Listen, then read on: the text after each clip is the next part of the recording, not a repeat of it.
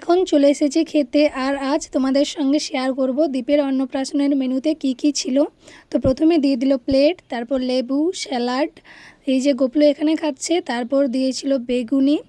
আর আমরা একটা টেবিলে বসেছিলাম, বোন, আমি, পূর্ণদার, গোপলু। তারপর দিয়েছিল ফ্রাইড রাইস, সয়া চিলি, তারপর একটা আচার টাইপের কিছু দিয়েছিল, যেটা আমি জানি না ঠিক কী। আর এখানে পূর্ণদা ক্যামেরা দেখে কেমন করে খাচ্ছে দেখো।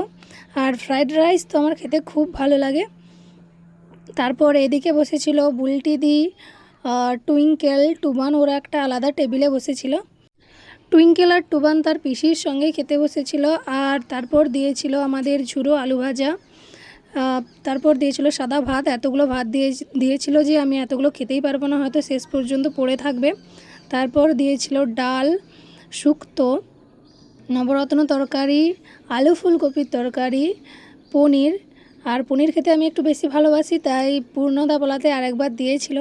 এতগুলো তরকারি যে আমি কোনটা ছেড়ে কোনটা খাবো বুঝতেই পারছিলাম না। এমনিতেও পেট ভর্তি হয়ে গিয়েছিলো ওইটুকুতেই, কারণ আমরা সবার প্রথম খেতে বসেছিলাম আর তার কিছুক্ষণ আগেই আমরা টিফিন করেছিলাম। তারপর দিয়েছিল আমের চাটনি, তারপর দিয়েছিল পায়েস, দই। পায়েস খেতে তো আমি খুব একটা পছন্দ করি না, কিন্তু দই খেতে আমার খুব ভালো লাগে যদি একটু ঠান্ডা হয়। তারপর দিয়েছিল রসগোল্লা। রসগোল্লা তো আমার ফেভারিট মিষ্টির মধ্যে একটা। তারপরে দিয়েছিল পাঁপড়, আর পাঁপড় দিয়ে দই খেতে আমার খুব ভালো লাগে। আর এখানে বোন তো সবসময় ঢং করতেই থাকে। শেষে আমার প্লেটটার অবস্থা এমনই ছিল। আমি জানি খাবার নষ্ট করা ঠিক নয়, কিন্তু কিছু করার নেই, আর আমার পেটে ঢুকছিলই না। তো তারপর দিয়েছিল এই সব কিছু হজম করার জন্য শতমলা। তো এই যে প্লেটের অবস্থা, আমাদের খাওয়া কমপ্লিট। দেখা হচ্ছে আবার নেক্সট ভিডিওতে। টাটা।